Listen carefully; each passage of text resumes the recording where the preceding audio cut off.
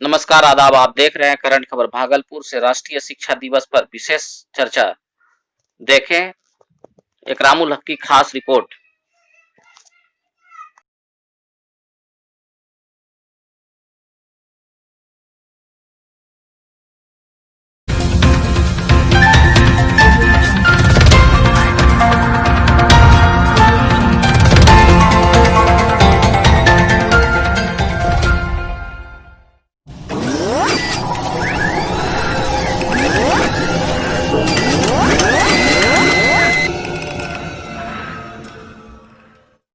नमस्कार, आप देख रहे हैं करंट खबर। मैं हूं आपके साथ आरती जायसवाल। चलिए आगे बढ़ते हैं खबरों की ओर।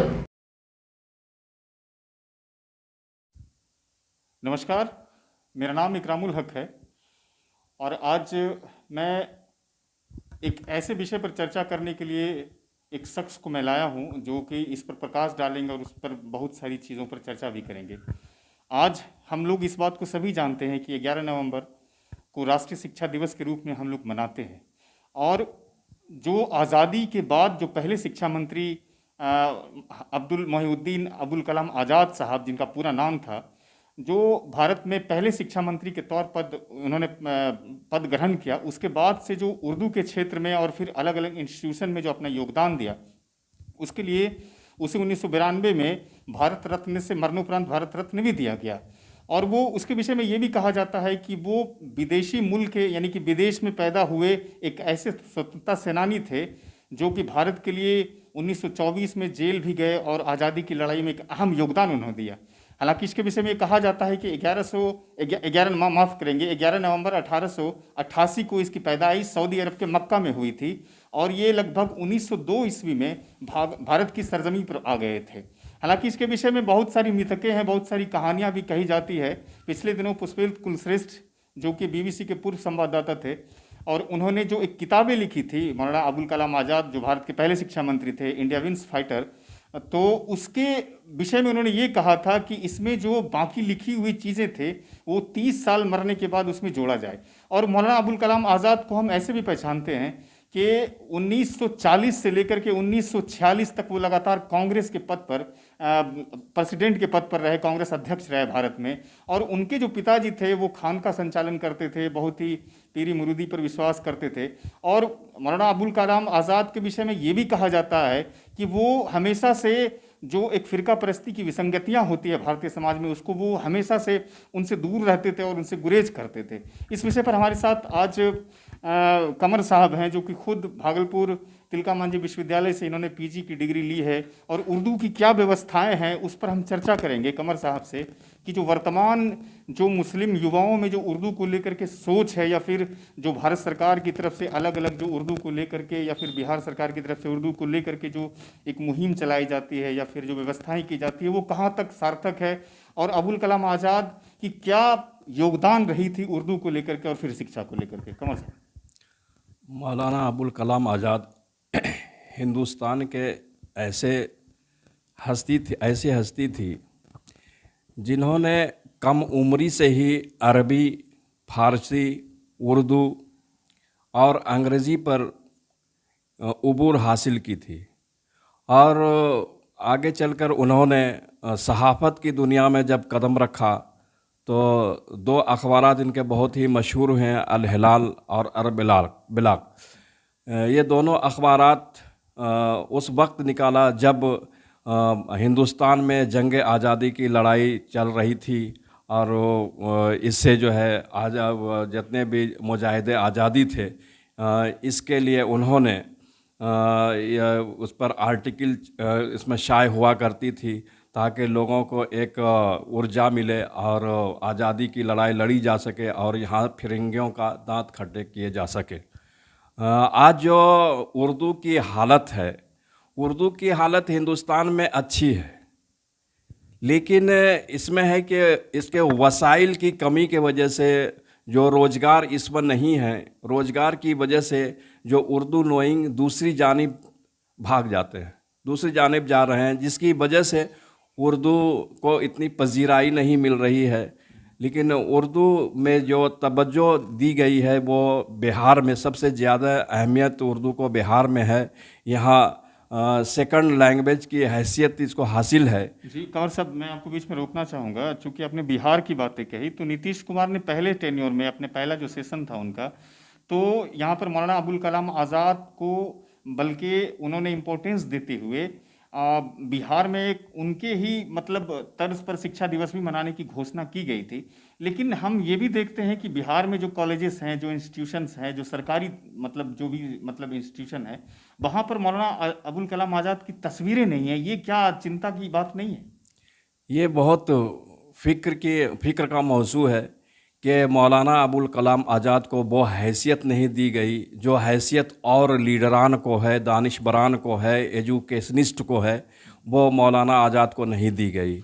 ये तो साफ साफ तासुब पसंदी है और इस तासुब पसंदी को ख़त्म करना चाहिए। सरकार को भी तवज्जो देनी चाहिए। नीतीश कुमार ने पहल की थी, बहुत अच्छा पहल था कि मौलाना आज़ाद पर एक बरसी मनाई जाए, अच्छे से मनाया जाए, यौम तालीम को तरजीह दी जाए और यौम तालीम को जो 11 तारीख को मनाया जाता है, बहुत ही अफसोसनाक मौजू है कि जो सूरत हाल है, जिस तरह से आज यौम तालीम को मनाना चाहिए पूरे हिंदुस्तान सतह पर, वो नहीं मनाई जा रही है। ये हम लोगों का जो उर्दू नोइंग है, जो उर्दू के जानकार हैं, जो उर्दू से लगाव रखते हैं, जो उर्दू से मोहब्बत करते हैं, ऐसे लोगों को बहुत दुख हो रहा है कि उनको ना किसी अच्छे हॉल में उनकी तस्वीर लगाई जा रही है, ना उनको खिराज अकीदत पेश किया जा रहा है। लेकिन वज़ीर आला नीतीश कुमार आज भी मौलाना अबुल कलाम आज़ाद की तस्वीर पर गुलपोशी करके खिराज अकीदत पेश किया है। मैं उनका बहुत बहुत शुक्रगुजार हूँ कि वज़ीर आला को याद है मौलाना आज़ाद, और इस बार अगर वो वज़ीर आला बनते हैं तो ज़रूर मौलाना अबुल कलाम आज़ाद पर तवज्जो देंगे और उनकी हैसियत को, उनके मियार को लोगों के दरमियान लेके जाएंगे। अच्छा, एक बात आपने कही कि ये उर्दू में जो है वो स्कोप नहीं है, तो उर्दू में स्कोप नहीं होने के पीछे वजह क्या आपको लगती है? उर्दू में स्कोप तो है ही, लेकिन आज का जो दौर है कि उर्दू का एक दायरा महदूद है, तो उस दायरा से निकालने के लिए इसको टेक्निकल एजुकेशन से भी जोड़ना चाहिए।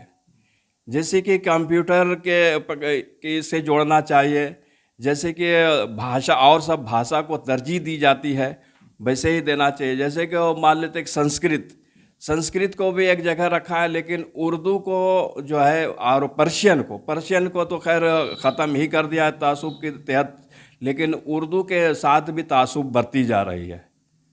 अच्छा, एक चीज़ मैं आपसे पूछना चाहूँगा, जो देश के स्वतंत्रता सेनानी हो और आज़ादी के बाद उसे शिक्षा मंत्री के बतौर पद पर बिठाया जाता हो, और हिंदुस्तान भर में उन्होंने खास तौर से शिक्षा के क्षेत्र में तो बहुत ज़्यादा योगदान दिया, लेकिन उनका तो दो तरीके से परिचय होता है। एक तो भारत के लिए उन्होंने लड़े, वो जेल गए, अंग्रेज़ों से वो लोहा लिए, ये तमाम चीज़ों के बावजूद उन्हें जो शिक्षा मंत्री बनाया गया, और उसकी जो यहाँ पर उपेक्षाएं की जा रही है, जिस तरह से तस्वीरों से की जा रही है, और उर्दू को फिर डैमेज करने की जो कोशिश हो रही है, इसके लिए सेंट्रल गवर्नमेंट क्या कुछ नहीं कर सकती है? जरूर कर सकती है। अगर भारत सरकार चाहे तो इसको तवज्जो दे सकती है, लेकिन सरकार चाहेगी तब तो। सरकार तो ऐसे मुद्दे पे बात करती है जहाँ के हर जगह फिरका परस्ती नज़र आता है, और फिरका परस्ती के शिकार हैं मौलाना अबुल कलाम आज़ाद भी। जी, आज उर्दू की पहचान इस तरह से भी होती है कि जो लोग उर्दू पढ़ते हैं तो इसे मदरसा से जोड़ करके देखा जाता है। आपने अच्छी बात कही कि इसे ट्रेडिशन में लाने की ज़रूरत है, ताकि स्कोप पैदा हो सके और उर्दू के क्षेत्र में लोग जा सके और कुछ बेहतर कर सके। अच्छा, दूसरी चीज़ें, जो 1924 में अबुल कलाम आज़ाद जेल गए, उस पर वो किस तरह से, वो आपका जो एक्सपीरियंस था वो किस तरह से आप शेयर करेंगे? वो तो जेल जो गए तो मौलाना अबुल कलाम आज़ाद मुजाहिद आज़ादी थे, आज़ादी की लड़ाई के खातिर गए। हिंदुस्तान को आज़ादी मिले, फिरंगियों से आज़ादी मिले, उसके लिए उन्होंने जिहाद किया और उसके वो जेल की सोहबतें बर्दाश्त करनी पड़ी।